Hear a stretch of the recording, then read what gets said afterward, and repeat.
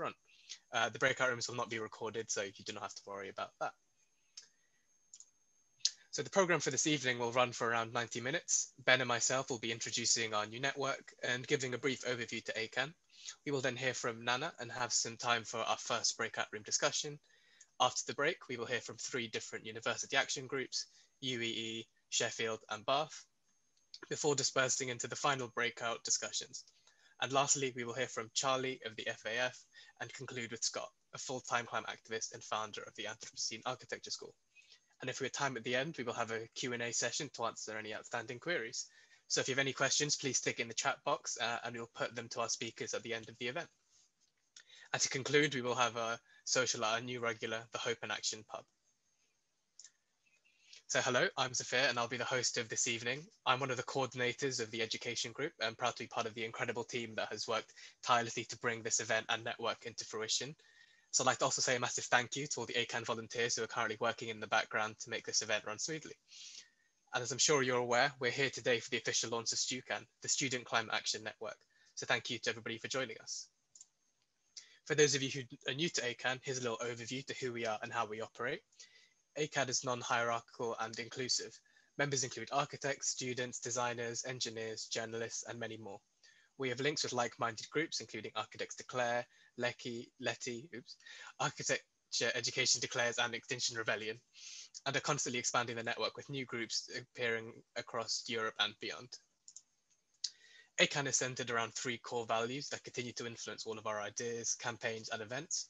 These are to decarbonise now, to ensure ecological regeneration, and to enable cultural transformation. We strive to achieve these aims in 8 thematic groups. Each group focuses on varying subject areas, using these as a platform to research, learn, hold discussions, and most importantly, find meaningful ways to take action and affect change. Ultimately, we all seek to address the twin crises of climate and ecological breakdown. Through construction and operation, the built environment contributes a staggering 39% of the UK CO2 emissions. Consequently, there's an urgent need to specify local, low carbon materials, minimize waste, and retrofit existing buildings. This all starts with education.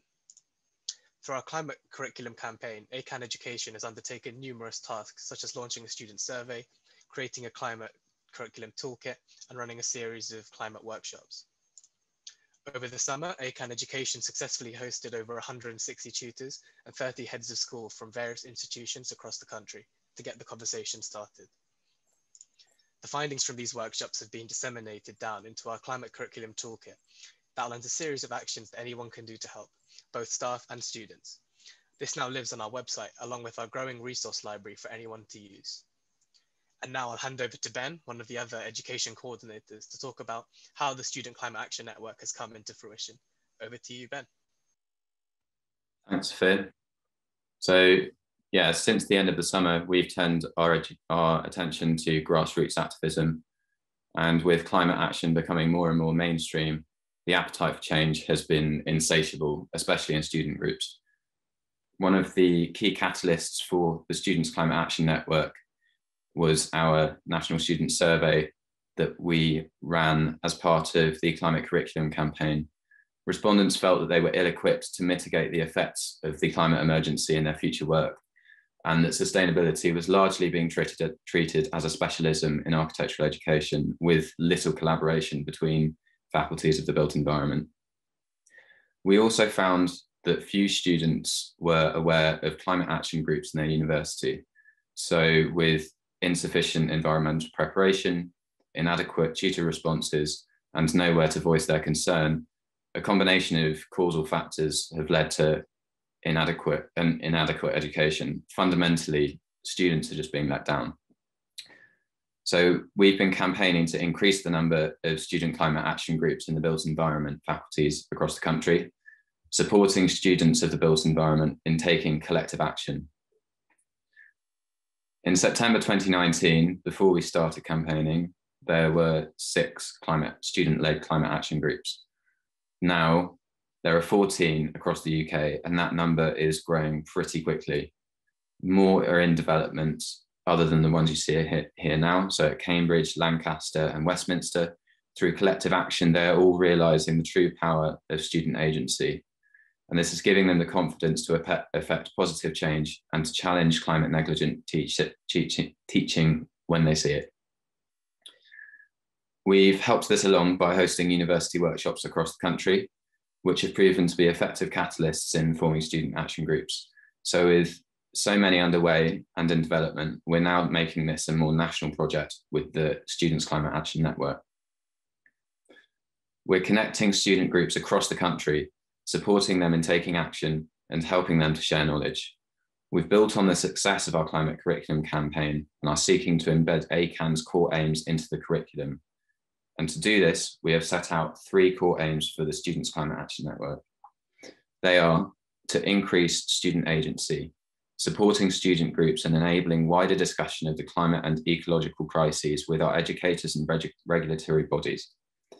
Uniting student voices, we will connect students of the built environment, not just architecture, creating a platform to lobby for necessary change. And finally, cultural transformation, seeking to embed ACAN's core aims into the curriculum, establishing future generations of climate literate built environment professionals. By connecting and empowering student-led action groups, challenging educators and informing future practitioners, we can begin a cultural transformation. Ultimately, we want to encourage interdisciplinary communication that will more closely mirror the realities of working in professional practice. Interdisciplinary conversations are vital for creating institutional change, and by connecting students of the built environment at universities across the world, we hope to empower, support, and join future generations of built environment professionals in combating the climate emergency. So we've actually created a launch video just to show you how to get started. And Sophia, if you could just run a very quick snippet for you. Let me know if you can all hear this. Okay. So how can you help? We've put together a 3-step plan to get things moving at your university. Carry out a survey and discover if your peers are feeling the same way about your climate education. It's a starting point to address your concerns collectively and a great way to open discussion with your tutors. Start an action group at your university. We realise that setting up a new group is a daunting task, and that's why we've created a guide designed by those who have been there already to help you along the way. And finally, lobby for change and join the ACAN Student Climate Action Network. We're telling you there is hope, and it can be achieved with these simple steps.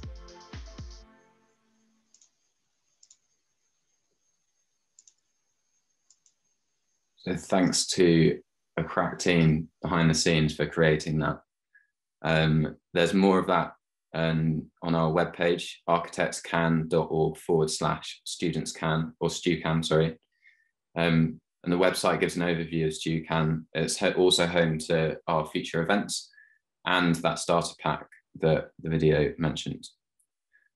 So the starter pack is a resource to support student groups in all areas of the built environment in taking climate action. It includes examples and resources from existing groups like template mandates, student survey questions, and how to structure your group to take effective action. So even if you've already established a group, we'd still highly recommend checking it out. We've also created or launched an inter-university communication platform. By connecting a number of representatives from each university, we will facilitate collaboration and knowledge sharing across the UK and internationally. So the first endeavour of this group will be to host the first StuCan event at the end of this university semester. So each of these events in the future will be curated by a university action group for them to showcase their efforts and to collaborate with others so that they may do the same. This one will be curated by Sheffield's Students for Climate Action. We'd like to rotate event curators, so next time it could be your group taking the reins, and keep an eye on our StuCan events page for the next event. If you'd like to join the group and help out with this event and represent your university in climate action, please leave your contact details in the Google form, which should be appearing in the chat now, or you can get in touch with us at education@architectscan.org. And if you'd like to get involved with the wider ACAN education group, there also should be a WhatsApp link popping up in the chat now too. So we hope to hear from you soon. Thank you very much. I'll now hand back to you, Sophia. Thanks, Ben. Now I'm extremely excited to announce our first guest speaker, Nana Biama Ofosu. Nana is an architectural designer, researcher, and writer practicing in London. She combines practice with teaching at both Kingston School of Art and the AA, where she's a diploma unit master. Nana is particularly drawn to the complexities of the modern African city and the relationship between individual artifact, the house, and its connection to the collective, the fabric, and the structure of the city. Over to you, Nana. Hi, everyone. Thank you so much for having me, and thank you for inviting me to speak at this brilliant network. And I'm really impressed. I've been thoroughly impressed with ACAN and its activities, but also more specifically the student-led activities of ACAN. I think that they are they've been inspiring and showing how students can use their agency towards demanding change and really pushing for climate action now. So can everyone see that? I'm just going to make that full screen. And can everyone see that okay? Is that visible? Okay, great, thank you. So I'll just be giving a very brief presentation this evening. And I thought I'll start off with a little bit about myself. As has been mentioned, I'm a practicing architectural designer in London, working for Carson Architects. My interest is strongly in housing and the delivery of housing for the urban context. I also teach at Kingston and the AA School of Architecture, and my practice also involves writing and researching. So I'm an architectural critic and have written for different magazines. I also do some podcasting, and I run a research studio with my collaborator Bishra Mohammed, and currently we're looking at our current research project is titled The Course of Empire, looking at the compound house as an African typology. So just some images to show the different things I do. So this is Studio 2.2 based in Kingston. We took students, we worked last year in Accra in Ghana, and that was really important for us actually in this question about climate and talking about climate action.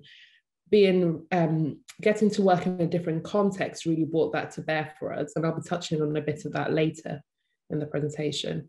I think that young people, and I class myself as one, have a lot of agency in our voices, and the things that we're able to do shift the conversation, such as things like NAW, which is a architectural journalism program for non-white people under 30 looking to get into architectural writing. And I think this is the kind of, I've included this here in this presentation because I think it really shows the kind of agency that young people organizing and really using the skills that they already have. So that really informative video that you guys have put together is a kind of way into the conversation that allows the conversation to be broadened and give other people agency for what they can achieve too.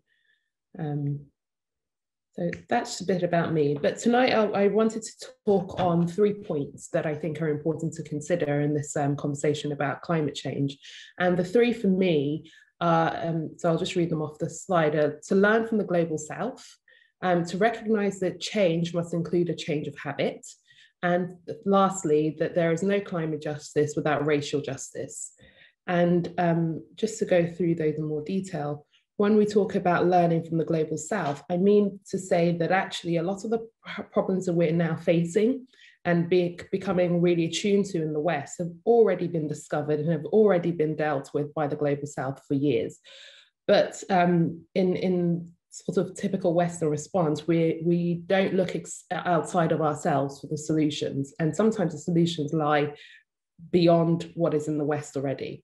Partly because countries in the global south have already been bearing the brunt of climate change for a number of years now. So people have gotten quite good at responding to the crisis. But there's also actually, in broadening this conversation, it's also really asking what the global south has to offer to this conversation. And really, it's a kind of tactile material knowledge that is really embedded in a kind of building culture. It's about a culture of building. So I think when we talk about climate change, we really must see it in the kind of broadest sense of what it is. It's about a building culture, and that building culture shifts the conversation. It shifts how we think about the spaces we make for ourselves and the way that we live, and are probably more in tune with our kind of built environment, because we see it as a continuous work rather than a building that's in service of us and that's it. So the studio I teach at Kingston in Studio 2.2, last year we worked in Accra, Ghana. Our research was based on the compound house, but we were also really interested in actually looking at materials and really responding as a studio by testing out different construction methods. So here you can see Dan Mars's brilliant 1-to-10 model of a wattle and daub construction technique. So really this idea of using materials that are different from what we know typically in building, and actually thinking about how these materials may be translated into a Western context. And so really started to understand, well, actually, what is the embodied energy in the material?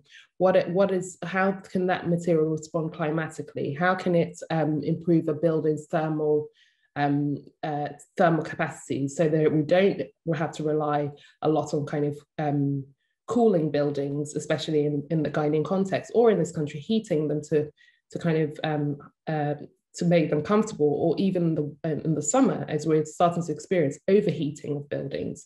So really getting to grips with materials and working with materials. I think a material knowledge is really important in shaping this conversation towards a new group of students who are much more kind of climate literate and really understand what materials can offer in terms of really moving the conversation forward.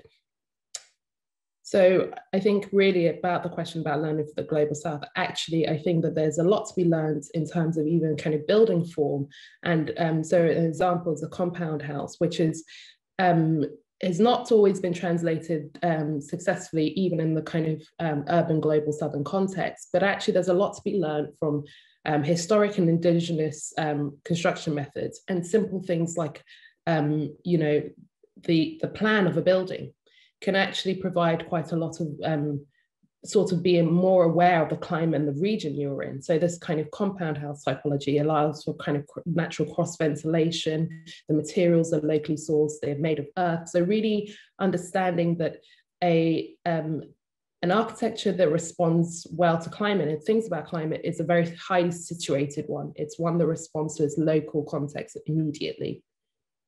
And also in terms of, you know, sort of this process of learning from the global south, actually, we only have to look at really aspirational architects like Kere Architecture, led by Francis Kere, and the work that they've been doing, and looking at really translating these indigenous building cultural practices into a kind of contemporary form. And I think that a lot of these questions in the West, we've tended to neglect looking outside of ourselves for the answers. And I think that we need to do that more. And I think that in terms of universities, it's really a fertile ground for really testing and exploring and researching. So we can start that conversation by actually broadening the places we study in terms of architecture generally, which will then also mean that we're exposed to different ways of doing things as you know, and learn from the different ways that other people have been tackling these issues too, and not assume that we have superior knowledge. Change must include a change of habit. So this is a photo I found on the Architecture Reviews website of a kind of architecture studio. And I think for me, this embodies a lot of, this is how it starts. We don't think about the materials we use in the studio. We don't think about waste. We don't think about the efficiencies of these things. And those things gradually build into the way that we think about the built environment. So in the Western context, we've normally talked about climate change as something that is other than us, separate from ourselves, without really kind of embedding our own responsibilities in terms of changing our attitudes and habits. And that is the difficult part. We all know that there's a climate emergency and we all need to do better, but we also need to realize that actually that doing better means that we have to change our habits. And it's not enough to just kind of talk around these things without actually getting to the root cause our kind of cultural obsession with overproduction, essentially. And then lastly, my last provocation is that there is no climate justice without racial justice. And as I said earlier, this is Aboblishi in downtown Accra. It's the world's biggest e-waste site. This is not different from a lot of things you would find in the global south, where I think the West has always shifted we're making great progress in talking about climate action, but to whose detriment, I think it must be asked. What are we doing with all the waste we produce? Where does that go? And for me, all of these 3 points I've made are linked. Learning from the global south and understanding that the question is this beyond ourselves and our kind of in Europe. The habits that we form that we need to change will stop this kind of condition happening. And also really understanding that we can't talk about climate action without talking about racial justice, because all those things are so embedded. If you look at those who have suffered the most from the climate emergency, it's the global south, and they're the least contributors to the problem. So if we can't talk about racial justice and the inequalities in the global sphere, how do we actually have a conversation about climate action effectively? And this also summarizes that for me, asking questions like, and in the context, this is in the context of recycling, but also actually thinking about how we source materials in terms of architecture and the built environment, questioning where things come from, questioning what happens to them at the end of their life cycle, and really starting to embed these ideas in the way that we design. So what things can be done? I think firstly for me is to assess your climate action knowledge, understand what is needed, and I think that the campaigns that you guys have put on have been really revealing about that. Seeing some of the statistics are quite shocking in terms of a crop of students that feel unprepared, and I have to say, I share those concerns too as a not so older person in terms of my own education as well, and really finding that in practice and really understanding my own knowledge gaps and really trying to fill those so that I can more effectively teach the students I teach. Pushing for change in your curriculum, I think that's really important. I think that as students, you have great agency and your universities understand that. And I think that it's part of the role is really to push for change within the curriculum. And I think that actually the things that you guys have put together, the action plans and all these things go a really long way to getting people to engage and start the conversation somewhere. And then lastly, I think that as part of all this, it's about organizing, strategize, it's to organize, to strategize and to share your knowledge, which I think you're already on the way to doing. So it's brilliant. And I guess I summarized by saying, I think this network is really important. It's something that we all need to get behind, and it's something that we all need to really take on as a course to really push forward. So those are just some of my thoughts, and I thank you very much for listening. Thank you. Thank you very much, Nana, for that incredibly interesting presentation. I saw lots of comments in the chat that everybody was enjoying that as well. And be sure to ask any questions in the chat if anybody wants to follow up on any of those. So now we're just going to have a quick informal discussion by heading into some breakout rooms to have a quick chat about what your personal response is towards the climate emergency. And then we'll reconvene in the main group and use Menti, which is a website that we use to visualize everybody's thoughts in a word cloud. So for those of you who have not come to an ACAN meeting before, we typically use hand signals to help streamline the conversation. So if you'd like to make a point in the meeting, it would be useful to put one finger up. Oh, you can't really see with this distorted background. One finger up, which means that you've got a point. If you put two fingers up, that means that you have a direct point. So it kind of skips you ahead or directly responds to what somebody before has just said. And if you agree, we like to do this like jazz hands. And it's really nice to see on screen when everybody's in agreement and supports the point that you're making.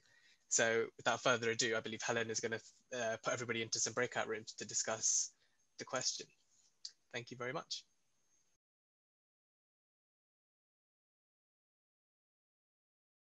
Just give it a few minutes more, but it's really interesting to see how everybody feels and yeah, which words resonate with everybody the most.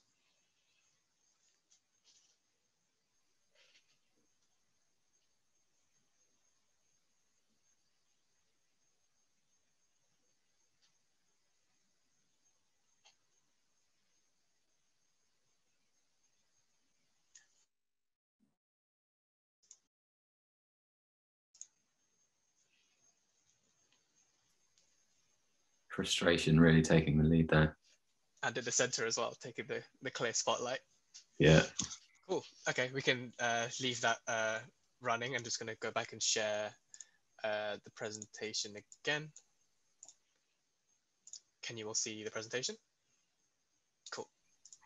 So before I hand over to the student speakers, I'd just like to showcase some other work that is some exciting work that's going on. So for those of you that don't know, the Riverside Sunderland University Design Challenge is happening. And it's kind of centered around, if we are to build in a climate crisis, we need to work as interdisciplinary teams. And we're better to start than to learn the language of our fellow professionals while at university.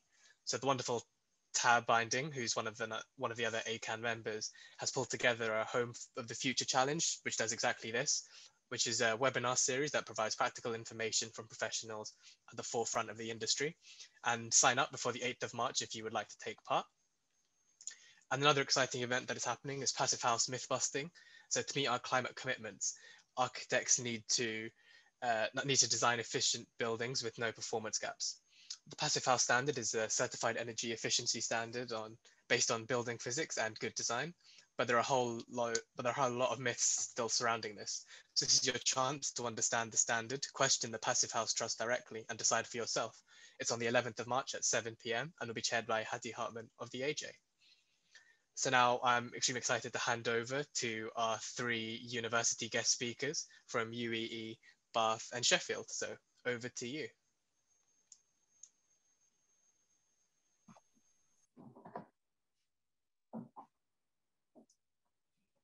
Hello, I'm Nicola, first year master's student at the University of the West of England, Bristol. Could you go to the next slide, please? Myself, Eleanor and Matt are going to talk about our experiences with being involved in student climate action groups. I'm going to talk about our climate action group, ACAN, which launched in the summer of 2020 as an example of a newly formed group. Next slide, please. After joining ACAN last May, whilst on my Part 1 placement, I helped out with the climate curriculum campaign, which inspired me to start a climate action group wherever I was going to start my master's.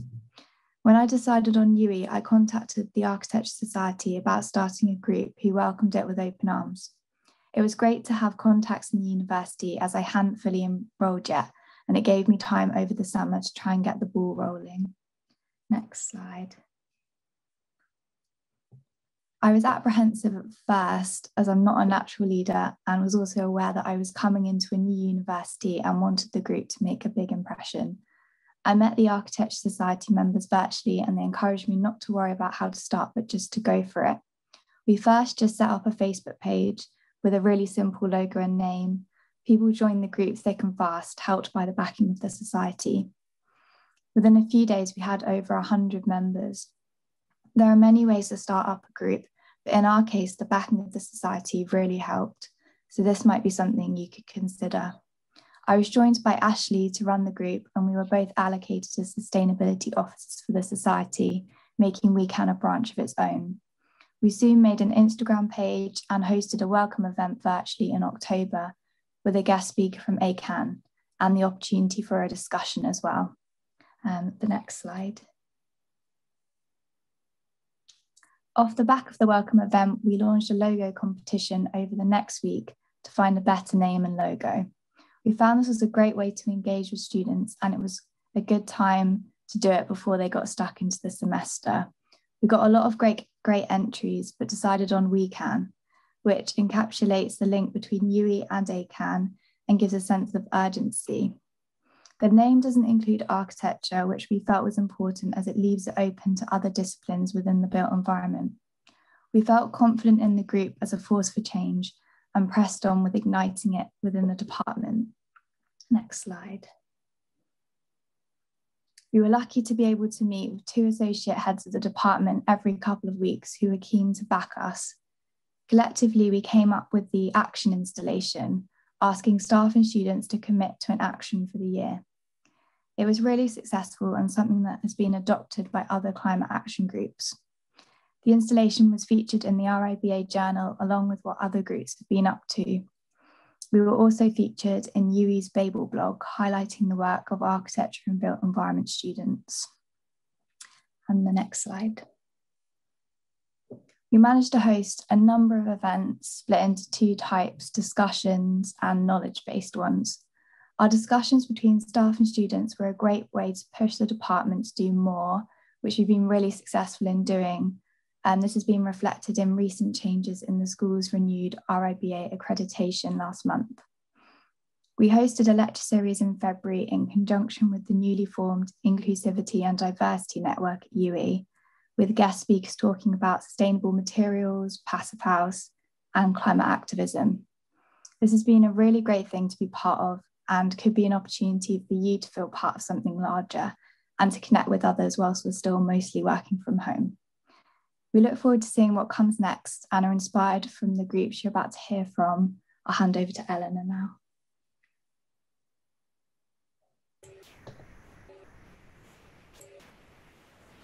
Hello there, I'm Eleanor, an MArch student at Sheffield School of Architecture, and I'm here representing SSOA Students for Climate Action. So we set up in 2019 after a climate forum by our heads of years, and they encouraged us to set up a student group. And in that first year, there was just 7 of us. And we spent quite a bit of that first year just getting the group set up. So that means establishing our relationship with the department, finding funding, getting communication platforms set up, planning for expansion, writing a manifesto, road mapping goals. And so we really prioritised in that first year getting the group properly set up and planning for the future rather than trying to do loads of actions. And we took it slow, and it's really paid off because in this year, Y2, year 2, our group has rapidly expanded. And I started going along to meetings just because I thought sustainability was really important. I'd never done any activism before like this. So I guess you can do that too. If after this event you start to hear rumblings of a group being set up at university, you can just do what I did, start attending and sort of see what happens and go from there. So in that first year, as well as organising a guest lecture and a couple of podcasts, our main action was organising a school-wide survey and it aimed to collect student opinion on sustainability teaching in Sheffield's curriculum. And what we found is that here at the school, it was broadly similar to the national picture, that national picture being ACAN's nationwide survey. And that is that less than a quarter of students feel prepared to enact sustainable design in their future practice. So we presented all that to the department staff at their summer reflection day, and it prompted some really great discussion, and we hope that those results will be for a really good tool for the department to appeal to higher powers to help them and support them in making the changes we want happen. Like I said, because we spent that time in year 1 really planning for the future, we were really easily able to accommodate a lot of new members in the second year, and we were able to massively expand what we do. So we now share resources, we're revamping our website, we're organising a lecture series and podcasts. We do loads, and everyone in the group is involved to different extents. So some people are more involved than others. When I started, I wasn't the most involved member, but by slowly taking on responsibility, it really empowered me. And now I'm one of the core leads of the group. And I really wouldn't have imagined that when I started. So I do just encourage if you're interested, just get stuck in and see what happens. A big event we held 2 weeks ago was a climate emergency design charrette. And it was a great chance for students to relax, meet people in different years, do some drawing and imagining together. And if I was just to reflect a little bit on these last 2 years of being in the group, at Sheffield, we really have started to notice a big culture shift happening in the school. Students and staff are increasingly bringing up sustainability in conversation, and we're really happy to see that it's becoming more central to design briefs. Now, I should say that this shift has been a real collective effort of staff and students, especially staff who've been at the school and pushing this agenda for a long time. But we're really happy to think that our group has been a part of hastening this culture shift, and that's really fulfilling. So looking to the future, you know, we're really excited to be part of this student network, and we're really excited to be part of something bigger. And it's really great that what we've been doing has already reached the national press. So last year, some of us talked to someone from the Reba Journal about what we were doing. It's really exciting. And I'd say on a personal level, I've really enjoyed being part of this group, especially during COVID, you know, and being part of something like this. It's massively developed my leadership skills and group work skills. And I think it's really going to improve my confidence going back into practice at Part 2.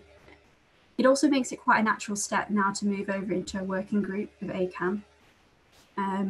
So overall, I'd say Students for Climate Action has really given me the drive to become a sustainable practitioner, and I'm sure the other members of my group would say the same, you know, however they choose to go and work in the built environment. So now I'll pass over to Matt at Bath University. Thanks, Eleanor and Nicola. I'm Matt, and I'm a current third-year architecture student at the University of Bath.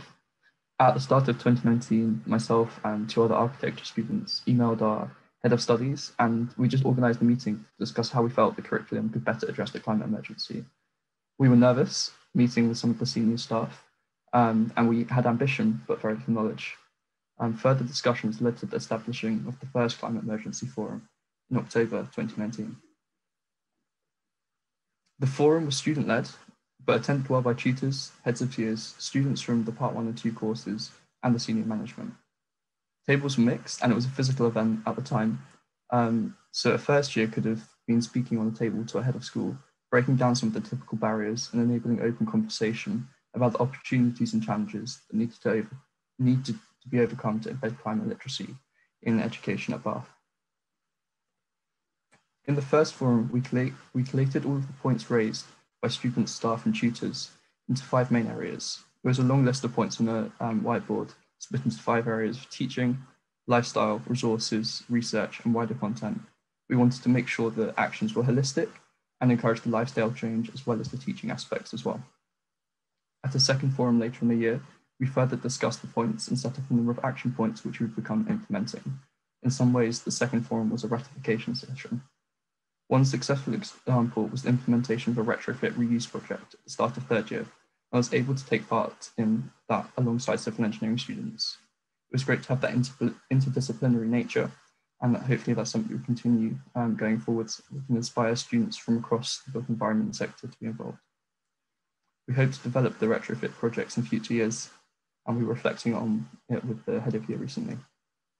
Alongside the direct impact of the forums and the action points, we've seen increased attention to climate within our education, in briefs, lectures, and discussions among staff and tutors. Another action point was to make the forums a replicable model that could be adapted and implemented at other built environment schools. Networking with other schools has facilitated this, and Eleanor and Sheffield are currently looking into running a forum. Additionally, benefits and opportunities of the Bath Climate Forums are available in the Students Can Starting Pack, which is available on the website. It contains a range of methods to starting a student climate action group at your university, and examples from existing groups reflecting on their advantages and disadvantages. Hopefully this will be a useful resource for both existing student groups and students inspired by tonight's event. Sorry for not saying slide. I had it changing in front of me. But yeah, you can see some of the things here.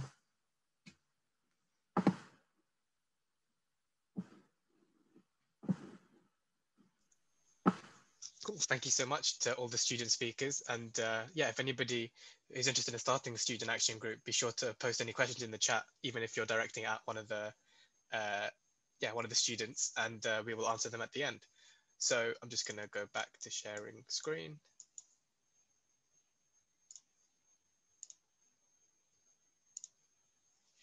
So we're going to head out into our second and final breakout room. And we're going to just ask the question, after participating in this event and what you've heard so far, how do you plan to take action at your university or institution?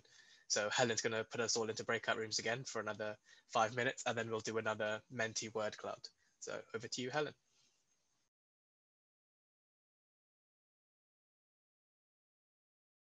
If you can all see this, so this is going to be the second Menti that we're doing about how do you plan to take action at your institution? So again, a link should appear in the chat. So if you could all write down what comes to mind for you, and yeah, we'll see again what the common themes are.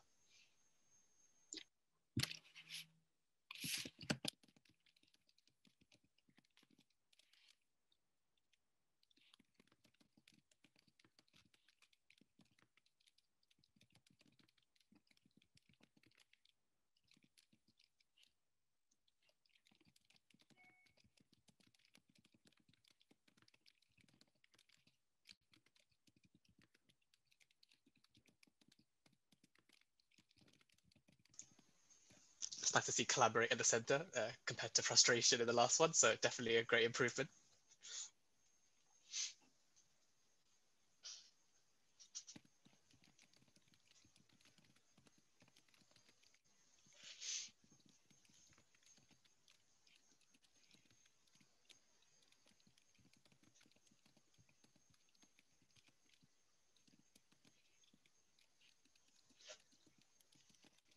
Cool.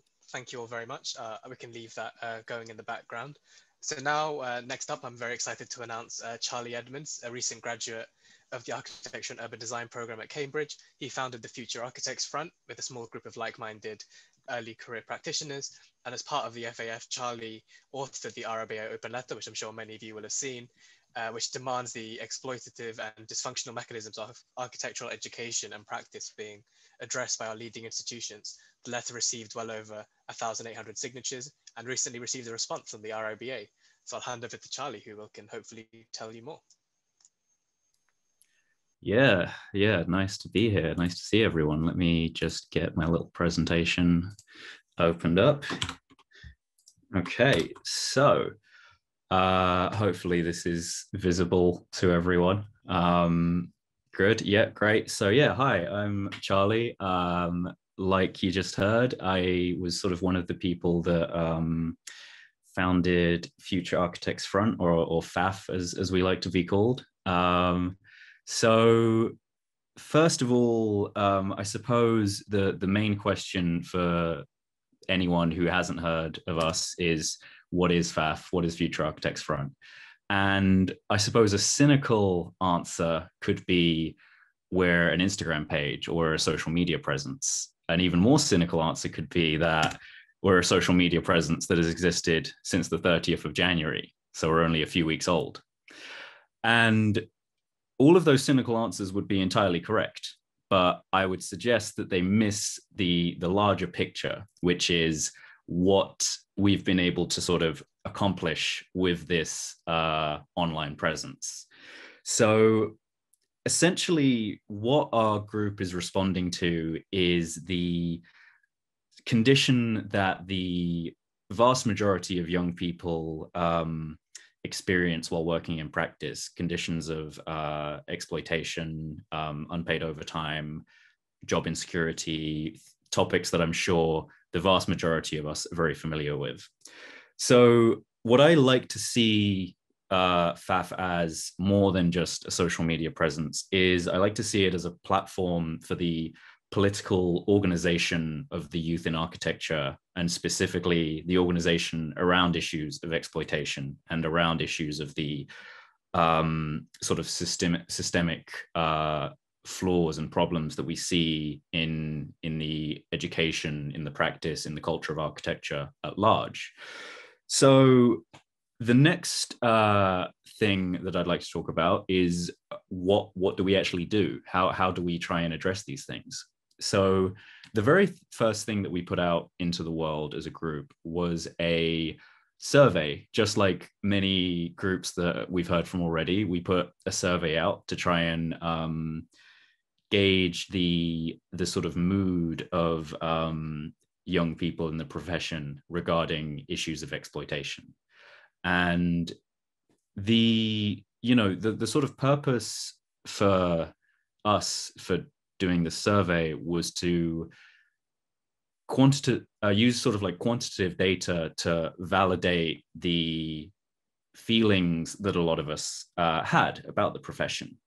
And that was, I think, certainly successful when we look through the responses that we got to this survey. So things like current employment, it's about 55% of people are currently employed. Have you ever worked unpaid overtime? 88.6% have. Does your salary allow you to live comfortably? 74% said no, it does not allow me to live comfortably. Have you seen vacancies for architectural assistants that require years of professional experience? 93.4% had. Have you felt exploited by your employer in practice? 74% had. And perhaps the most condemning of the questions was, do you feel supported by the Royal Institute of British Architects? To which 95.8% of respondents said, no, we do not feel supported by one of our leading institutions. And so this was the sort of first part of the survey that we organized, because we think that having quantitative data to back up our stances is, of course, incredibly important. But we also want to amplify voices that perhaps would not normally be raised up for people to listen to. So we also collected over 120 personal experiences from people in practice. And this, for us, was the sort of strength, the core strength of the information that we had gathered. Because if you are able to sort of read through all 10 pages of these experiences without coming to the conclusion that there are some serious cultural and systemic issues in architecture, then I feel like you didn't read it properly. So this, for us, was incredibly important as part of our sort of data gathering work. And again, this was all organized through an Instagram page. This was all organized within a few days via social media and nothing else. So this information culminated into 5 demands. So we tried to sort of extract 5 core stances from the experiences and the data that we'd gathered. So we had end unpaid overtime, oversight for the architectural assistant role, transparency in RIBA budget and spending, more representative governing body, and accountability for exploitative practices. So again, the strength of what eventually became the RIBA open letter was that it wasn't me or one of the other people who I work with sort of sitting back in our chair and thinking, what do I think is wrong? It was generated from a sort of collaborative knowledge base and a collaborative experience of a certain group of people in the profession. So that's why, in my opinion, it sort of garnered such a huge response and eventually got those 1,800 plus signatures in an incredibly short amount of time. So how did we get our sort of engagement? How did we manage to build such a incredible amount of interest in such a short amount of time? Well, one way was through taking advantage of what our generation is naturally very good at, which is using new forms of communication and criticism, aka memes. So you may look at this and you may think, oh, that's a little bit lowbrow. And you'd be right, it is. But that's the point. The point is that we are trying to sort of democratize criticism. We're trying to use a language that is easily accessible and immediately delivers the point.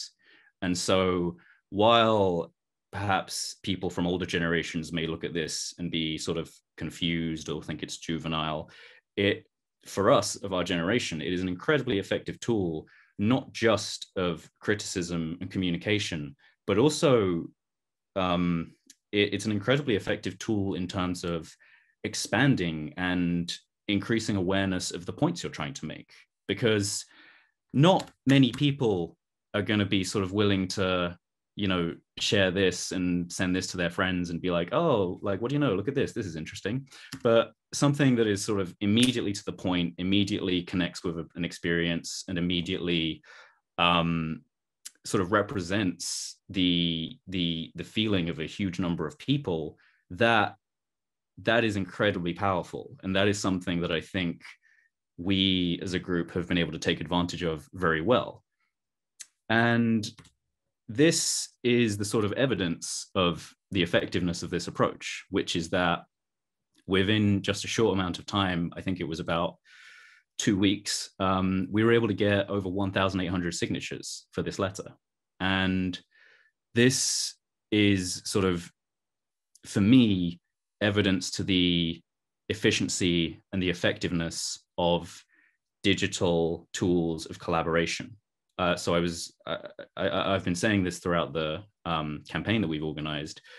We have never had tools like we have right now for digital collaboration. Even a few years ago, even when I was doing my undergraduate, an event like this, a campaign like we've run at FAF, it simply would not have been possible because the technology wasn't there and the accessibility wasn't there. So while the issues we're addressing are not new issues, people have been talking about unpaid overtime, people have been talking about exploitative cultures in architecture for years and years and years. None of that is new. What is new is the ways that we can organize, the ways that we can find solidarity with one another in order to address these issues. And that is what I think our strength is. And that's what I think your strength is as well, in terms of your ability to just immediately sort of create a platform, create an idea, and share that with people through the digital tools that we have access to.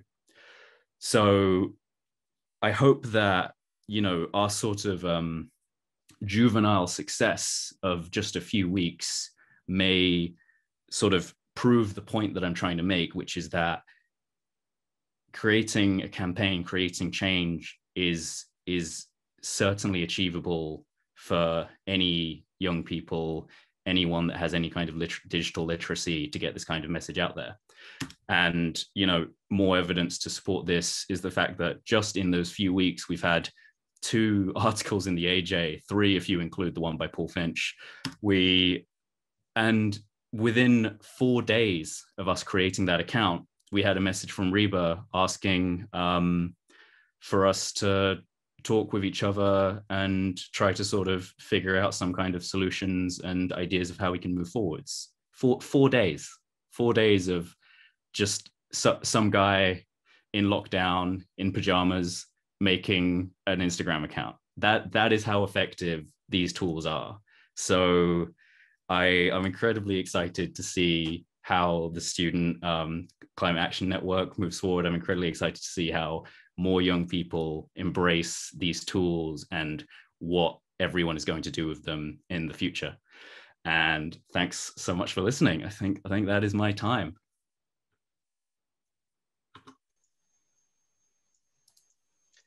Thank you so much, Charlie. That was extremely interesting. And for everybody who maybe doesn't follow the account, I would definitely recommend following the Future Architects front for the memes as well as the content, both in equal measure. Always for the memes. Very entertaining. So last but not least, we have Scott Macaulay. So Scott is a full-time climate activist, climate literacy educator, and the founder of the Anthropocene Architecture School, the AAS.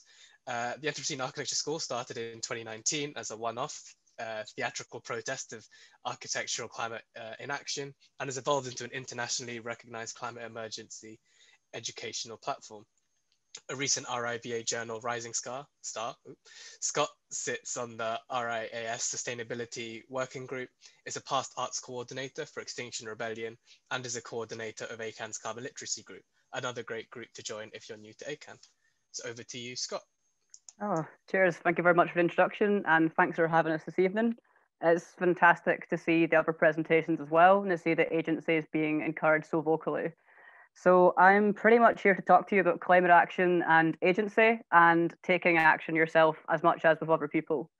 So just to really introduce myself, I'm a climate justice activist, and I'm architecturally trained, and I coordinate the Anthropocene Architecture School, intentionally named to not use the word climate in the name and the title, and that was launched during Scotland's Architecture Fringe 2 years ago. So the Anthropocene Architecture School is really just a platform for education. So it's incredibly agile because of the tools we can use. And through this work, I support built environment professionals, students, and occasionally I teach your educators. And I create spaces to learn about and respond to the climate ecological emergency. But the really important thing is always responding like our house is on fire, because it regularly is on mega to gigafire. And that's not really acknowledged very well in architecture. And when necessary, kind of challenging inaction and non-response, because with any understanding of the climate emergency, you don't set targets 10, 20 years into the future. So before the lockdown kind of kept us in Zoom rooms and digital spaces, my work looked a bit like this. So momentarily occupying spaces, creating spaces to speak about climate change, respond. I occasionally got invited into offices. I then got invited to RIS National Convention to kind of set the tone a couple of years ago, and then just other spaces as well. So you can do all the provocation you want, but one thing that was really important was without teaching happening, students were not being taught how to respond to climate change. That was a fact. So you can be as provocative as you want, but until this teaching starts happening, nothing changes. So I catalysed some studios myself. We got over 30 practitioners and individuals to support for a multidisciplinary tutor team to use students' projects as the armature for their education. So to take the projects they're actively doing and use them to learn sustainable design. But sometimes that's not enough because we are actively in a climate and ecological emergency. That's something we cannot deny. When Extinction Rebellion dropped this banner, I was studying in the University of Dalhousie, and people in London weren't hearing about this happening as well. This was ongoing. But at the very same time as this was happening, students and young people from the Sunrise Movement in the United States were occupying the Speaker of the House's office, because sometimes direct action is the only solution to problems when you're being categorically ignored. So there's a really powerful quote that whilst I've been doing my kind of work and research, it stood out to me kind of the most, and well, one of many that I like. Well, so long as we're educating young people into modern ways of thinking, so using a planet as if we have 1.5 of them, we'll continue to perpetuate the very civilization that's destroying the planet. So a quote I've got from my second year of uni was, I was told we would learn how technology worked when we bought our first house and started doing the DIY. So that just showed the incredible detachment from the reality of where we were. So when I wasn't being taught how to do sustainable architecture, I went to find it myself. So after my second year being told that I was kind of talking nonsense, I went and learned how to build a hempcrete at the Earthship Brighton with the Brighton Permaculture Trust. So I went and got trained by a contractor, worked with an engineer there, and then I went and worked on my first building site. So after being told this type of technology didn't exist, I went and helped build a house from it. So I worked alongside engineers, craftspeople, other volunteers, architects, and created this really beautiful building and an amazing space. And that was the start of me starting to learn kinesthetically, so learning by doing. So I took the same attitude and said, I've not been taught anything for a third year that's going to teach me to design sustainable buildings. I'm going to go and learn something else. So I went and learned for some friends, went and learned how to build the straw bales and their kind of detailing and how they work environmentally as well, just to kind of build up that repertoire. And then I started to get a bit more restless as well. So through the Scottish Ecological Design Association, I organised kind of Scotland's first straw bale seminar, where we sold out the Lighthouse, so the Centre of Architecture and Design in Scotland, and just shared knowledge. We created the space to share knowledge with everyone who wanted to learn. And I argued that we had to make space for students as much as possible. So I really pushed that and went through CETA as well. But then again, so it's great to see that everyone's doing surveys now after I started one in 2019, which was hilarious. So I decided that if I was going to say architectural education is obsolete in the face of climate change, I needed some numbers. So when you took the average understanding of sustainability in the built environment, it clocked in at 59.4%. And that's really worrying because that shows that it just keeps on going.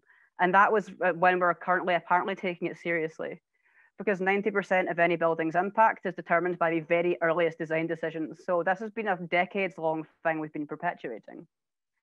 So eventually I started being invited into practices. So I would be going in and really creating the space for them to engage with the climate emergency and identify where they were going to upskill and what they didn't know. And this was a real turning point because I realized now at that point, it wasn't purely through willful ignorance. Lots of people simply did not know. So by using the term kind of climate literacy and being that little bit less provocative, it kind of flourished into me doing a hell of a lot more of that sort of work as well. Which then, when the lockdown came in, all of the work I had, I spent 2 days crossing off 7 projects and all sorts of things. And that was a real concern. But through the technology we have and being able to do things online, I've been able to teach over 800 people.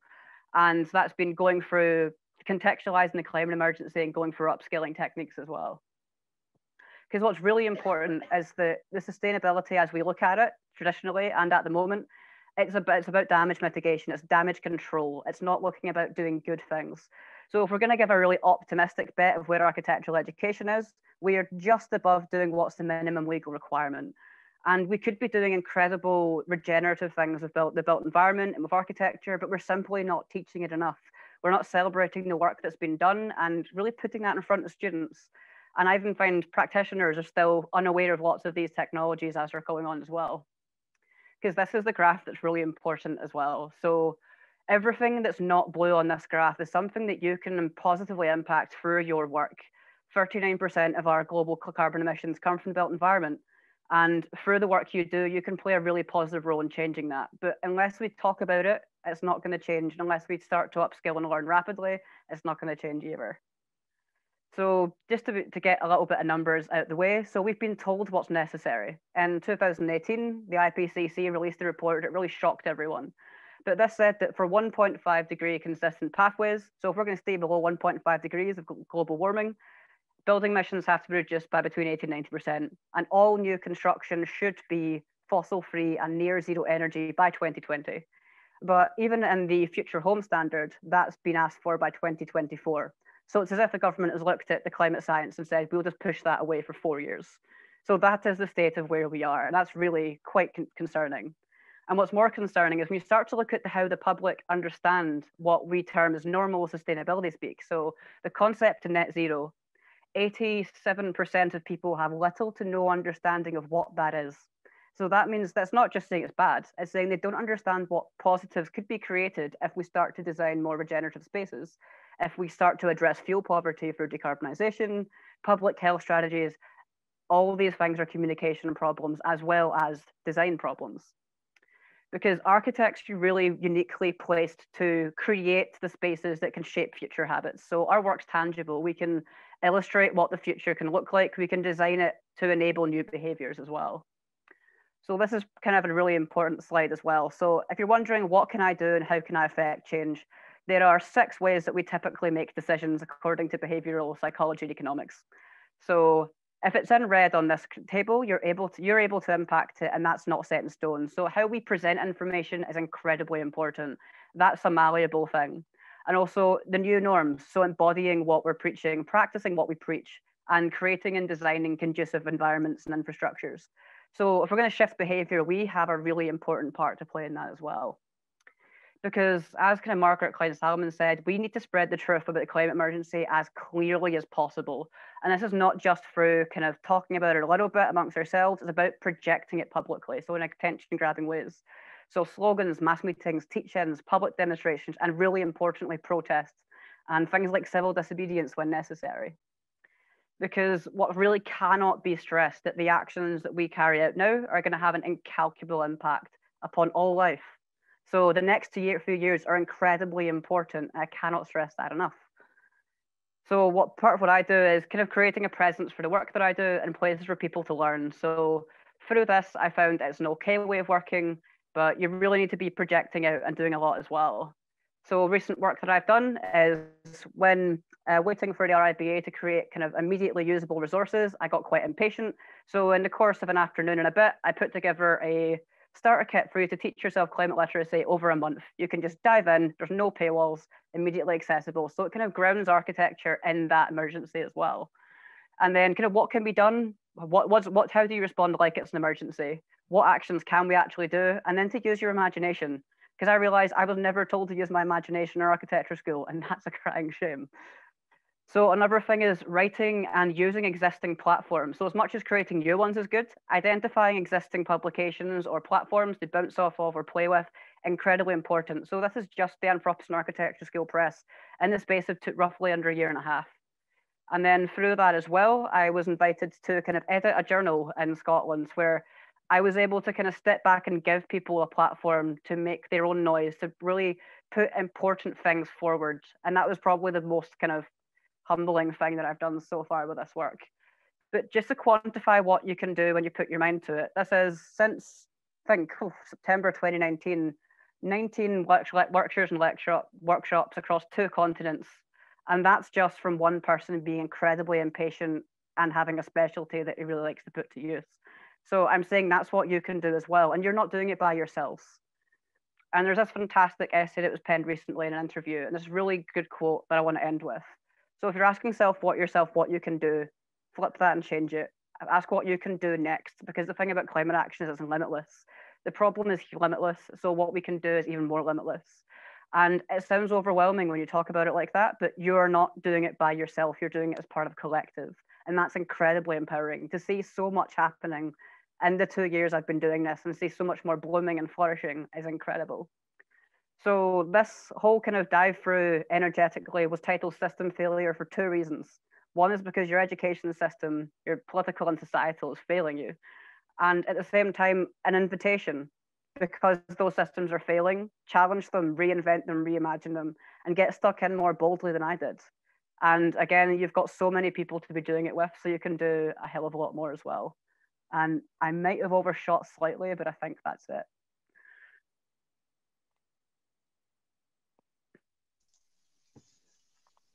That was great. Thank you so much, Scott. Thank you for concluding our talk. It was excellent. I'll hand over to Ben, who's just going to chair the questions. Over to you. Thanks, Afir. And thanks to all of our speakers this evening. I hope everybody agrees there's been some really fantastic insights this evening. The first question that I have here is from Tom Bennett. And I think it's alluding to things that everybody has touched on, but possibly more towards Nana. It says, how can students and educators alike overcome the ingrained priorities that subtly structure much architectural training, sometimes despite best intentions not to let these tendencies dominate, so i.e. novelty making and obsession with spectacle and prioritization of representation over performance, rather than sustainability? Yeah, I think for me, when in my teaching practice, is to assume that in some ways you're never building something from scratch. You're building on knowledge that already exists, and a lot of the time we tend to think that we're making new things, and actually there is a lot that's already been done before us, and we can certainly learn from a lot of that.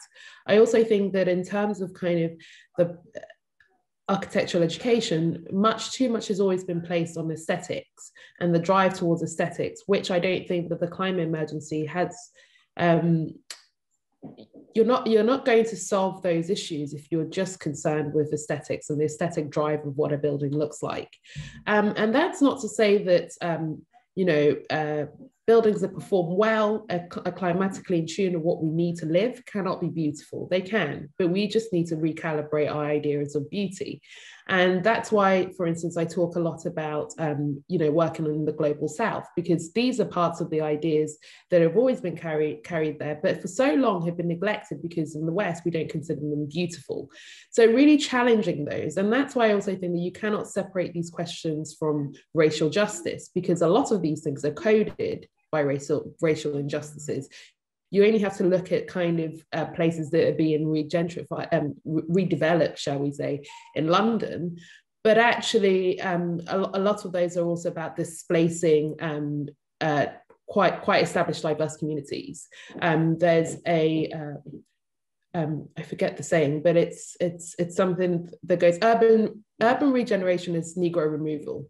And I think that those kinds of attitudes are so interconnected to also the climate action emergency, and really understanding that we must look beyond the kind of aesthetics and start to ask ourselves quite fundamental questions about how we live. And for me, a lot of these things are, again, go back to habit and forming good habits in terms of how we design, how we live, and how we practice our profession. So I hope that answers your question. I don't know, a bit rambly there. Oh, fantastic. Thank you, Nana.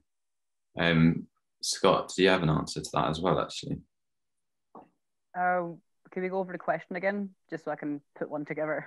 Yeah, sure. Yeah, sure. So it's, how can students and educators alike overcome the ingrained priorities in architectural training despite best intentions?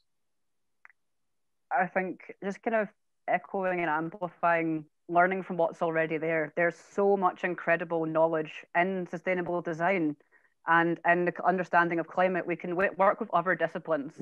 So working with landscape architects, engineers, ecologists, really diversifying who we're speaking to in terms of who we are speaking to, then going to other disciplines, other parts of your university. Don't just invite architects. When it came to doing the crisis studio, I made sure to invite builders as much as I was inviting engineers, passive house consultants, because the people who are doing the building of your work, they have knowledge that you don't as well. And it's great. It's this, not just celebrating craft in a romanticized way, but really accepting and empowering what else is going on.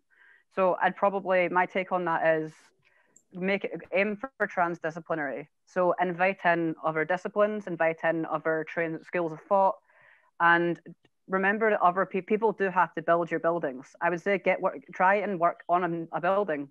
Try and get on site and not just looking at it as an architect. Look at it as someone creating a building, because that's been where I've learned most of what I know about technology. Thanks, Scott. I've got one that possibly might be better for Charlie. So do you think that equal employment opportunities and the climate crisis are interconnected? And how do you think that we can ensure equal employment opportunities moving forwards? I think they maybe are not directly connected, but I think that they share a lot of the same priorities, in the sense that things like employment, things like representation in the profession, and the sort of larger climate discussion that we're having as well, they all are rooted in aspects of inequity. They're all rooted in aspects of a sort of like enormous groups of people whose voices are not being heard on certain topics and issues. And I think that the sort of shared approach that we are all trying to pursue in order to address these issues is we're trying to capitalize on grassroots organizing. We're trying to capitalize on sort of communal shared knowledge, and sort of new forms of criticism, and new forms of examining the ways that we've done things in the past.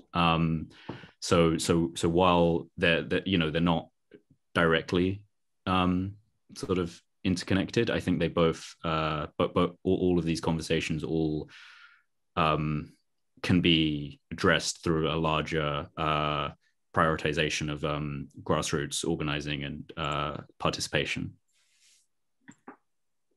Thanks, Charlie. I guess that leads on quite nicely to one of the other questions we've had, which is where exploitative colonial legacies exist within our cities, how are we able to address uncomfortable truths and use them to tackle the climate crisis in the built environment? I think, given your words on colonialism in architecture, Nana, maybe you want to have a stab at that one. Yeah. So how do we think about that? Sorry, if you could just repeat the question again. Yes, help me a little bit. So it's how are we able to address uncomfortable truths and use them to help tackle the climate crisis in the built environment? So any linked facets, like Charlie just talked about. I think it's really being okay with being uncomfortable.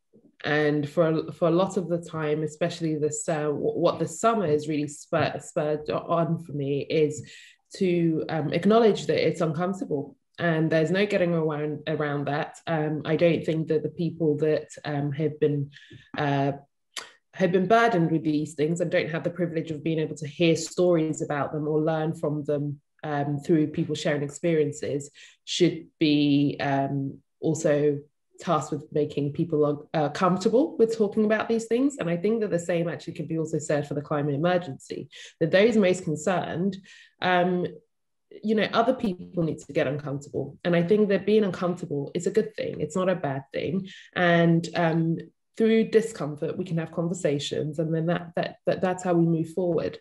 And in terms of learning from the global south, we can't do that. We can't do that unless we acknowledge the kind of colonial past, and that's just the truth. And that's why for me all these things are really intertwined. And I think also for me, in terms of the space that is created when we talk about the climate emergency, I think that we need to do better in terms of the diversity of that, because actually we all live on this planet, we all should be represented, but a lot of the ways that sometimes they've been talked about have been quite alienating to communities of colour and people of colour. And we need to recognise that it needs to be an inclusive space. So again, I hope that answers the question. I'm not being very direct. All very interesting regardless, Nana. Thank you very much. And I have probably one of our last questions. It says, how do you think we can best go about promoting grassroots adaptation or methods of building in an industry that seems to champion unsustainable capitalist development? Scott, do you want to take that one? Sure. I think a lot of it is you have to talk about the economics, and you have to talk about how we have got an economic model dependent on consumption that is dependent upon sacrificial lands, spaces, and life. And it's a hard truth, but it's something we do need to recognize. And in the industry as well, we're doing things because it's the way they've not even been done for more than a century. It's not a long time to hold a habit. That could be broken and changed very fast. So in the construction industry, at the last number I checked, we use about 0.5% of our earnings to pay for R&D. We are not developing and researching as much as we could be. And that's a huge space. So what we've got the opportunity when you're in a learning institution is you've got the space to do that research, to get engaged, to push really hard and be really vocal. And you've got more access than any university than you'll have once you leave it. And so that's a real asset. If you're wanting to push things, get stuck in straight away. But we do need to look at things like the concept of degrowth and using less. So using less material, not measuring things in GDP, and having the uncomfortable conversations about what that's going to mean. We were told by the IPCC, if we want to stay below 1.5 degrees, high-income countries should be at net zero by 2030. So our 2050 deadline for the UK for net zero, that's 20 years too late. We need to have conversations about that, and we need to be very, very loud. That's not something that we can just talk about quietly. That has to be public and vocal. So I think lots of it is educating the public. Again, 87% of people have little to no understanding of how decarbonising construction could improve lives. And that's public health. That's addressing fuel poverty. It's talking about things that are impacting people's lives in a way that's tangible for them as well. So it's going to be lots of educating beyond institutions. It's going to be educating people who don't have access to higher education, who maybe have done something else, who've not got a built environment background. And it means when COP26 comes, we are not just talking about zero carbon buildings. We're talking about public health. We are talking about intergenerational justice and equity. So it's probably the crux is just protest and very loud and mass education. The public don't understand how big an impact the built environment has at the moment.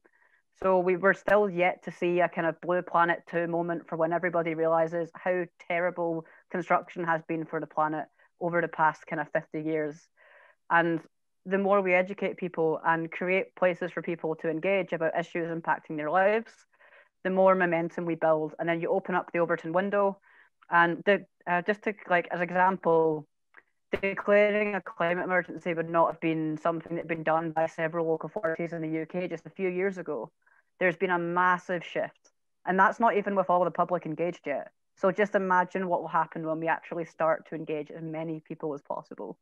And that's what excites me, apart from the general outrage, just the excitement of seeing what's possible if we just kind of come down from the ivory tower of architecture and engage people on the street. If that's education or protest, either way, fantastic. So I'll end there. Thanks, Scott. I think I speak for everybody when I say that we're very glad that you're channeling your outrage in the way that you are. You're doing some fantastic work, as are you both, Nana and Charlie. So I think we're going to close things up there. So thank you to our speakers. That was really interesting to hear you talk a bit more candidly about everything that's going on. And we really hope that the Students' Climate Action Network is something that people feel engaged with and will take up in the future.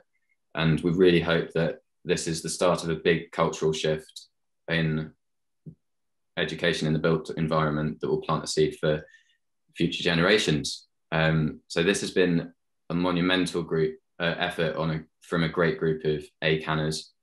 So I think I just would like to offer everybody a chance to turn their microphones off and give a round of applause to them and to our speakers just to finish things off.